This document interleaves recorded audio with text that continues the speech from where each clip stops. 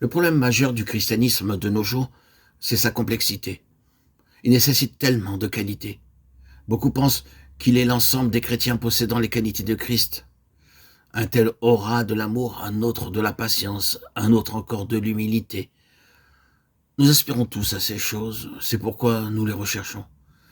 Cependant, il n'a jamais été dans l'intention de Dieu que nous possédions un tel éventail de dons ni de grâces particulières. Il désire tout simplement nous faire entrer dans l'héritage que nous avons en son Fils. C'est une personne qu'il nous présente et non pas un amoncellement de choses spirituelles. L'incompréhension de la pensée de Dieu à ce sujet est cause de beaucoup de chutes dans la vie de ses enfants. Lorsque des incroyants découvrent qu'ils sont pécheurs, qu'ils comprennent dans leur cœur que c'est ce genre de personnes que Christ veut sauver, ils viennent à lui pour être sauvés et ils ont alors l'expérience de sa grâce salvatrice. Mais ils prennent conscience tôt ou tard que cette expérience ne satisfait plus tous leurs besoins. Alors, ils demandent et font une expérience de plus.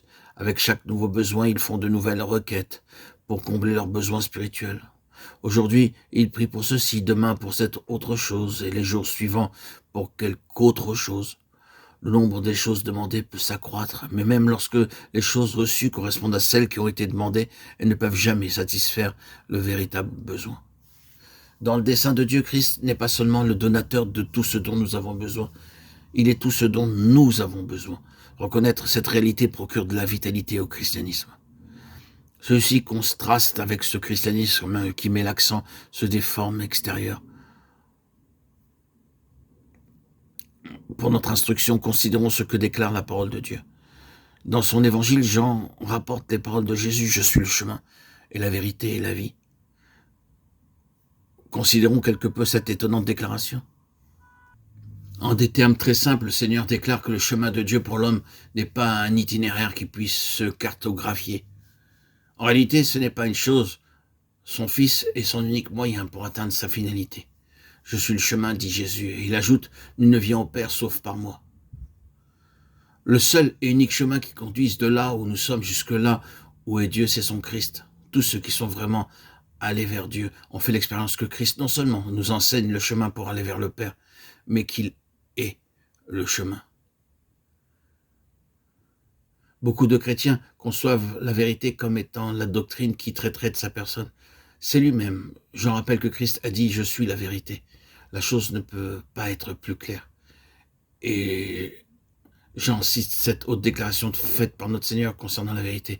Vous connaîtrez la vérité vous affranchira. Christ est la vie.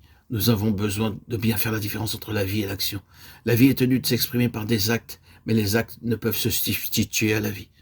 Beaucoup de chrétiens font de leur mieux et s'efforcent d'être comme Christ, mais la vie de Christ est toujours spontanée. Même la vie naturelle obéit à cette loi. Comment nos yeux voient-ils? Comment nos oreilles entendent-elles? Nous ne faisons pas toujours des efforts conscients pour tâcher de voir ou d'entendre. Nous ouvrons simplement nos yeux et nous voyons. Nous ouvrons nos oreilles et nous entendons. Un effort excessif est signe de maladie.